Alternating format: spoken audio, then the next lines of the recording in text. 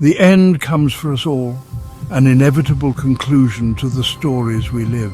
It lurks in the shadows, a patient predator waiting for the right moment to strike. It waits for the precise moment to unravel our carefully constructed realities, to shatter the illusions we hold dear, to expose us to the raw, chilling truth that lies beyond. This is not fiction. This is not fantasy.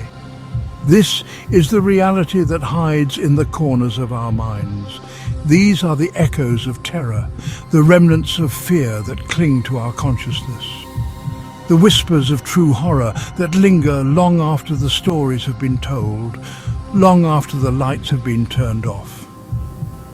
One cold November night, a young woman named Sarah found herself driving home along a desolate highway, the silence of the night pressing in on her.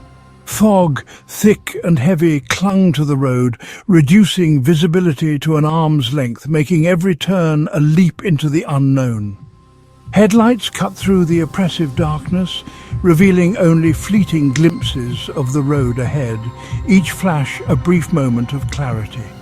Then, in the distance, a pair of headlights appeared, unmoving, like eyes staring back at her through the mist. As Sarah drew closer, a sense of unease settled upon her, a chill running down her spine.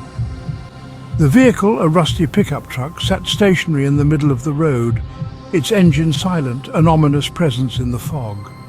She slowed to a crawl, her hand hovering over the horn, her heart pounding in her chest. That's when she saw him, a figure emerging from the shadows. A lone figure, shrouded in shadow, stood motionless beside the truck, his gaze fixed on her approaching car, as if waiting for her to make the next move. His eyes, wide and unblinking, seemed to bore into her soul, as if he could see every secret she had ever kept, every fear she had ever felt. Fear gripped Sarah's heart, urging her to flee. Her breath quickened and her hands trembled as she clutched her chest, feeling the rapid thump of her heartbeat. She slammed her foot on the accelerator, speeding past the unsettling scene. The dark, deserted road seemed endless, and every shadow felt like it was closing in on her. Glancing back in her rearview mirror, she saw the figure still standing there, unmoved, his gaze unwavering. It was as if he was a statue, frozen in time, watching her every move. Days later, haunted by the encounter, Sarah returned to the spot. She couldn't shake the feeling that something was left unresolved, something that needed to be confronted. The truck was gone, but a sense of dread lingered in the air. The silence was deafening, and the atmosphere was thick with an unspoken tension. Nearby, half hidden by overgrown weeds, she discovered an old well. It looked ancient, as if it had been there for centuries, forgotten by time. Drawn to it, she knelt at the edge, peering into its dark depths. The darkness seemed to go on forever, and she felt a strange pull, as if the well was calling to her. A cold wind swept across her face, carrying with it a whisper, faint but distinct, her name. It was as if the wind itself was alive, speaking to her, beckoning her closer. Terrified, Sarah scrambled back, her heart pounding in her chest. The whisper echoed in her mind, growing louder and more insistent. She fled, unable to shake the feeling that something sinister had marked her, had whispered her name from the darkness below. The fear stayed with her, a constant reminder of the encounter, and she knew she would never be the same again. The road, it seemed, held secrets best left undisturbed. But the darkness has a way of reaching out, of touching lives with icy fingers and leaving behind an indelible mark of fear. A young couple on a road trip across the country encountered their own brush with the unknown. Driving through a remote stretch of desert highway, they came across a lone hitchhiker. He stood by the roadside, thumb outstretched, his face obscured by a wide-brimmed hat. Feeling a pang of sympathy, they pulled over. The hitchhiker, introducing himself as Mr. Smith, spoke little, his voice a low, gravelly murmur. He thanked them for the ride, his gaze distant and troubled. Miles passed in uncomfortable silence, the only sound the hum of the engine and the occasional sigh from their enigmatic passenger. Then, without warning, Mr. Smith abruptly demanded to be let out.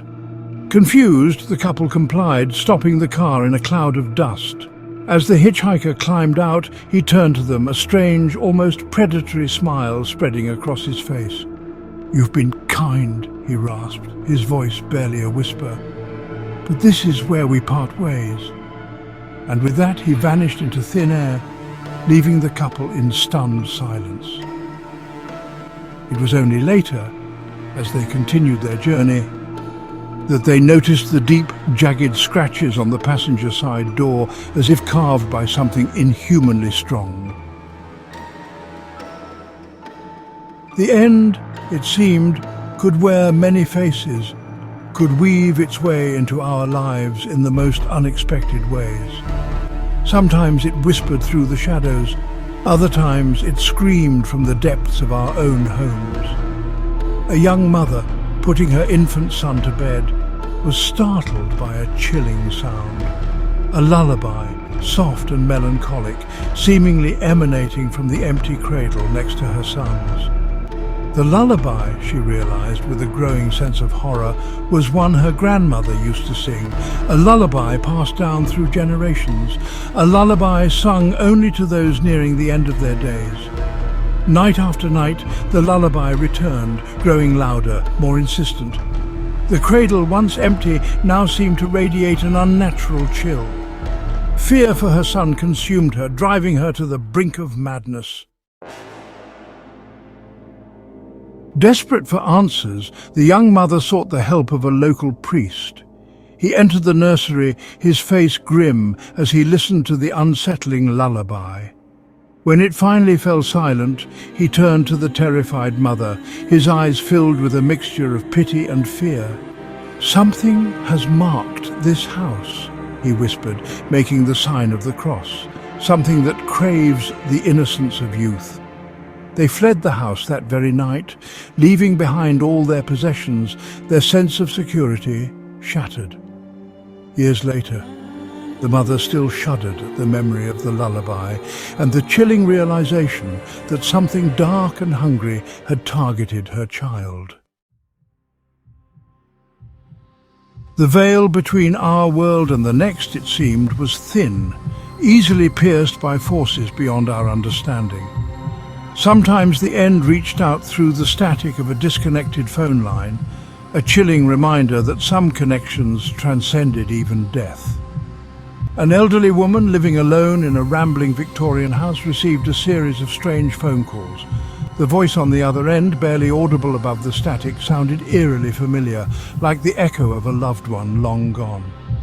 At first the calls were brief, filled with cryptic messages and muffled sobs. But as the days turned into nights, the calls grew longer, more insistent. The voice pleaded with her, begged her to join them on the other side. It was a voice filled with sorrow and longing, echoing through the empty halls of her mind. Driven to the edge by grief and terror, the elderly woman finally relented. Her heart ached with the weight of loss, and her spirit was weary from the constant torment.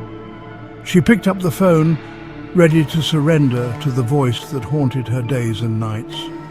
Her hand trembled as she lifted the receiver, the cold metal sending shivers down her spine.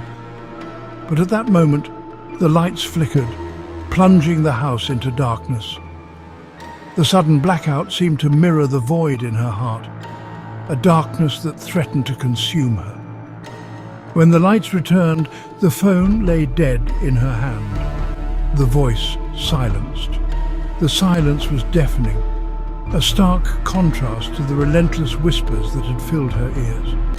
Days later, while sorting through old photographs, the woman stumbled upon a chilling discovery. Each photo was a fragment of her past, a piece of a puzzle she had long forgotten. In a group photo taken years earlier, she noticed a figure in the background, partially obscured by shadow. The figure seemed out of place, an eerie presence that sent chills down her spine.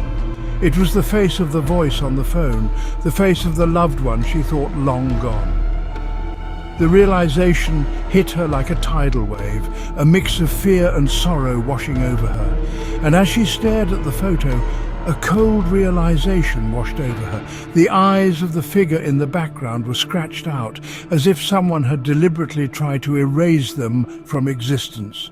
The mutilated eyes seemed to follow her, a haunting reminder of the voice that had once pleaded for her soul. The end. It surrounds us, whispers to us in the dead of night. It hides in plain sight, waiting for the opportune moment to claim what it believes is rightfully its own.